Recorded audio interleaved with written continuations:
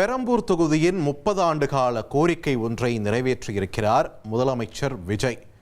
தனது தொகுதியான பெரம்பூரில் தனது முதல் நடவடிக்கையை எடுத்திருக்கிறார் முதலமைச்சர் விஜய் என்பதை நம்மால் பார்க்க முடிகிறது. இது தொடர்பான முக்கிய செய்தியை பார்க்கிறோம். கூடுதல் விவரங்களுடன் எமது செய்தியாளர் மணிகண்டன் இணைகிறார். மணிகண்டன், வணக்கம். பெரம்பூரில் எடுக்கப்பட்டிருக்கக்கூடிய முதலமைச்சரின் இந்த முதல் நடவடிக்கை என்ன, இதன் பின்னணி என்ன, விரிவா பதிவு பண்ணுங்க. தமிழ்நாடு முதலமைச்சர் பெரம்பூர் தொகுதி சட்டமன்ற உறுப்பினராக தேர்ந்தெடுக்கப்பட்டிருந்தார். திருச்சி கிழக்கிலும் அவர் வெற்றி பெற்றிருந்தார். அந்த பிரதிநிதித்துவ சட்டத்தின்படி திருச்சி கிழக்கு ரிசைன் செய்திருக்கிறார். அந்த நிலையில பெரம்பூர் சட்டமன்ற உறுப்பினர் அலுவலகத்துல அந்த பகுதியுடைய மக்கள் கோரிக்கை மனுக்கள் குவிந்த வண்ணம் இருக்கிறது. அதுல முக்கியத்துவமான மனுக்கள் கோரிக்கைகளை பரிந்துரைக்க அங்க இருக்கக்கூடிய கட்சியுடைய மாவட்ட செயலாளர் மத்தியில ஒரு குழு அமைக்கப்பட்டு அவர்கள் மக்களுடைய பிரச்சனை கோரிக்கைகளை முதலமைச்சருடைய கவனத்திற்கு எடுத்து வந்து அதன் சரி செய்யும் பணிகளை தொடங்கியிருக்கின்றனர்.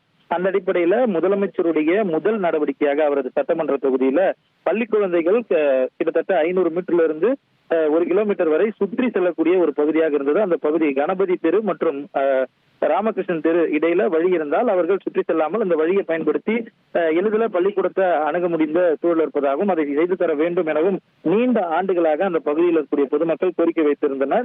அந்த கோரிக்கைக்கு ஏற்ப அந்த கோரிக்கையை சரி செய்ய முதலமைச்சர் அலுவலகத்திலிருந்து அந்த உத்தரவுக்கிணங்க அந்த மாவட்ட நிர்வாகத்தினர் மூலமாக தற்போது 30 அடி அகலத்திற்கு வழி என்பது ஏற்படுத்தி தரப்பட்டிருக்கிறது. இதன் மூலமாக கணபதி தெரு மற்றும் ராமகிருஷ்ணன் தெருவை சுற்றி 15 தெருக்களை சேர்ந்த குழந்தைகள் அந்த தனியார் பள்ளிக்கு செல்ல ஏதுவாக கிட்டத்தட்ட 1000 குழந்தைகள் பயன்பெறும் வகையில் இந்த வழி ஏற்பாடு செய்து தரப்பட்டிருக்கிறது. அந்த பகுதி பொதுமக்களிடையே மகிழ்ச்சி ஏற்படுத்தியிருக்கிறது.